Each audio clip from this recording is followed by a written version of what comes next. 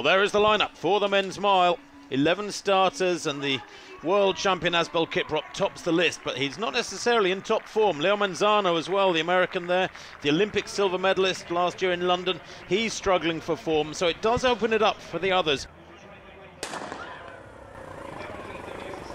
So away they go. One man who I don't expect to feature, and I'd love to be surprised, is Collis Birmingham, the Australian, who's had pretty awful recent form, coached by Nick Bideau down in Australia, but after his 8th place in the World Cross Country this year, getting in amongst the Africans down in Poland, he's had a bad summer, has Collis Birmingham.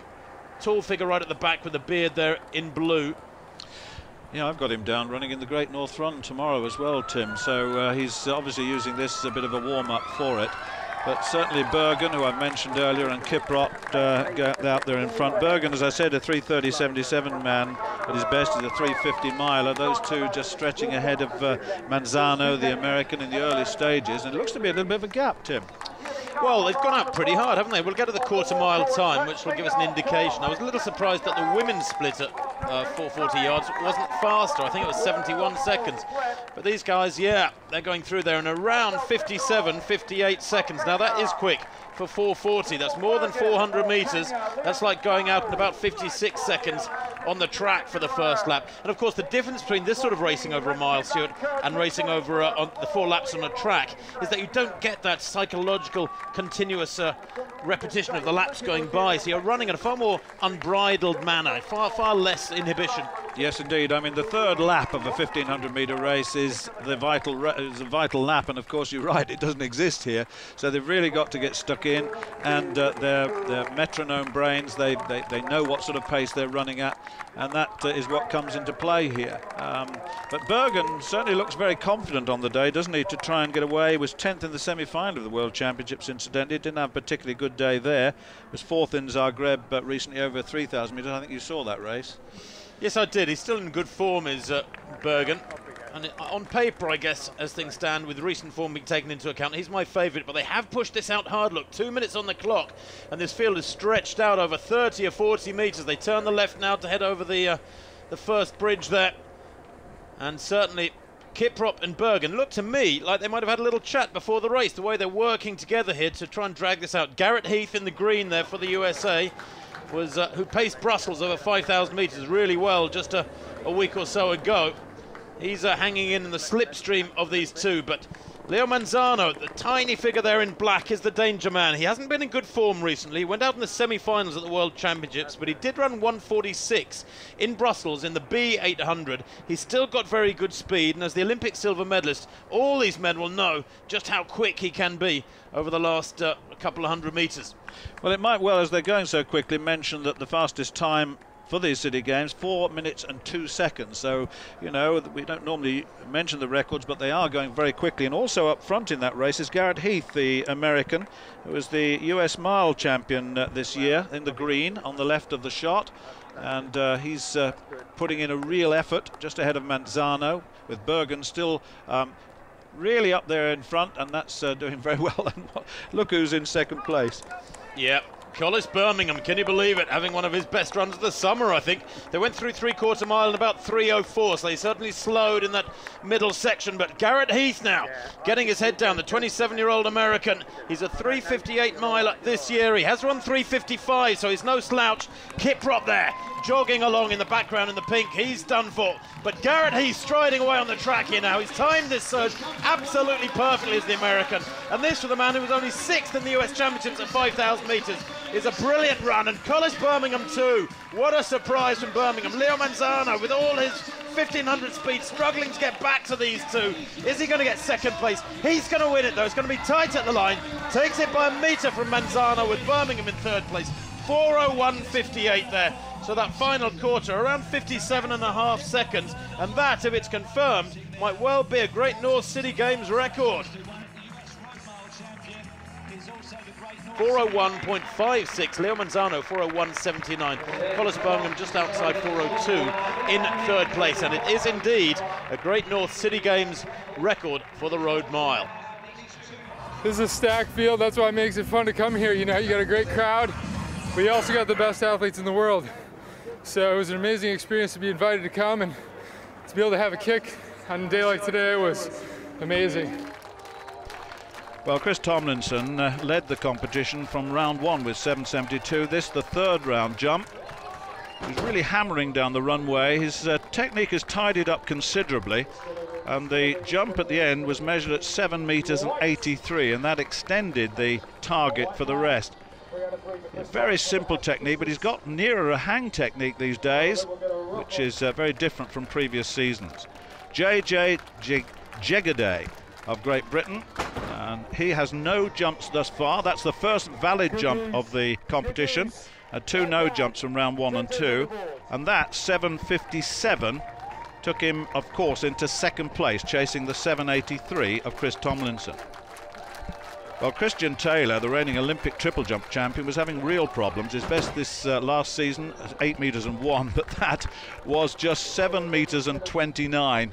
It had 2 no jumps as well, so they were all having problems getting to the board. But Tomlinson 7.83, JJ Jegaday at 7.57, and Michael Hartfield 7.33, and of course Christian Taylor 7.29.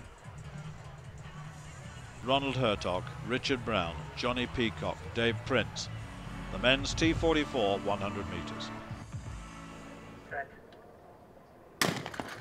Well, Peacock certainly got away well, and Brown, the taller of the two, really working hard, but Peacock's getting away, or is he? This is going to be very, very close, and Peacock's going to take it. Peacock's going to get it just from Brown, with Hertog in third place and Prince in fourth, but my goodness me, 11.09, that's pretty good. It's into a 1.5 meters per second headwind, so that's very good at 11.09 for Johnny Peacock. That's very good indeed. It looked at one stage as though Richard Brown might well challenge in the final stages, and he did make up some ground over the latter part of the race.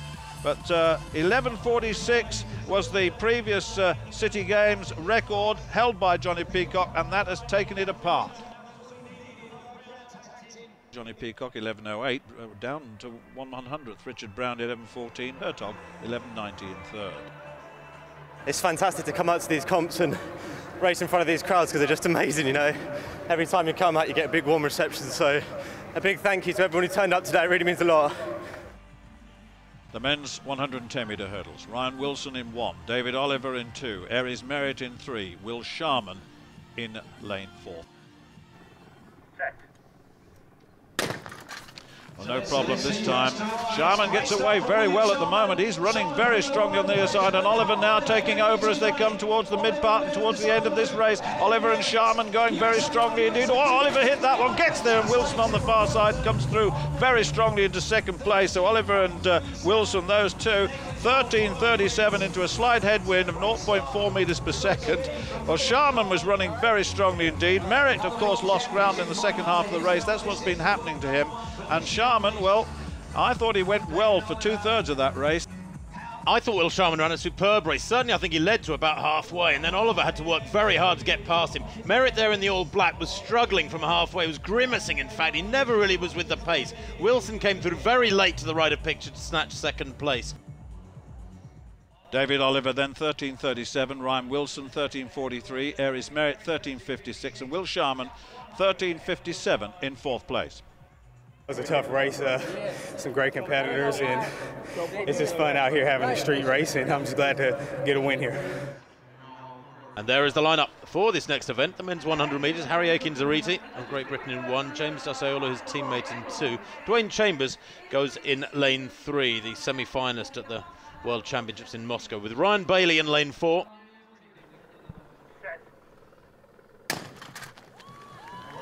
Good start there from Dasayola. He leads at the moment. Bailey working hard, and Chambers trying to go with him as well. Dasayola just leading at the moment, though. He's going to take this one. Bailey easing off for the line there, and well beaten in third place. What a run from Dasayola. 10.19 into a minus 1.5 win. That's intrinsically faster than he ran in Brussels, what, 10 days or so ago. And Dasayola very, very pleased with that one indeed. Chambers a metre down, and a further metre back was Ryan Bailey, with Harry Aiken-Zariti in fourth place. But that was a little bit more like the real deal from James Dasayola there, second to right.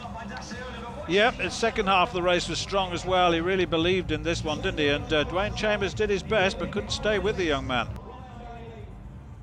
been rounded down 10.17 into a slight headwind for the Briton, ahead of Dwayne Chambers 10.28, Bailey and Akins-Reety in third and fourth.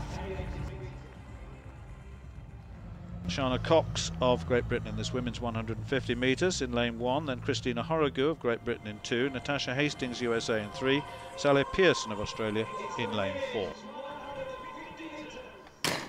Oh, very, very dodgy start there, wasn't it? Christine got left in the blocks and Hastings going very strongly. Here comes Pearson on the near side. It's Pearson and Hastings between these two, and it's very strong, and Pearson looks to me to be coming away with this. And Pearson on the near side, and Hastings is strong though in the final stages, and can Hastings come back? I think Hastings gets it from Pearson, very close. Horrigu in third place, and that was a very, very strong race. Well, a little bit of tiredness creeping in from the win over the hurdles perhaps, but I reckon that Hastings got that. I may be wrong, but I think Hastings got it. She doesn't look comfortable at this sort of distance, does she, Christine? She's actually quicker on paper than Pearson, over 200, but at 150, I think the speed of the Australian, which we saw so clearly over the first 100, was always going to keep around in front. But Hastings, well, using that 400-metre run of strength to come back at her there over the last 20 or so. Pearson, I think, justifiably a little bit tired. Very tight at the line, I tell you what. Yeah. Wow, that might be Pearson. Yeah, it could be. As I said, it was very, very close. Now, who's got it? Has Pearson got it? She has. Look at that, by 100th of a second. What about that? Sally Pearson, 17.20, Natasha Hastings, 17.21, Horrigu, 17.60, and Shana Cox with a best of 17.70. It feels good to finish with a win, and now I can go back home tomorrow and just enjoy my time at the beach, because it's like 30 degrees at home when I get there. Well, as Sally heads back to the beach down under, that's it from Tyneside for another year. The next event in the Great Run calendar is the Great Scottish Run at the beginning of October. Well, don't forget in the meantime to keep up to date on your website, greatrun.org. But for now, from the northeast of England, from Tim Hutchings and from Stuart Story, goodbye.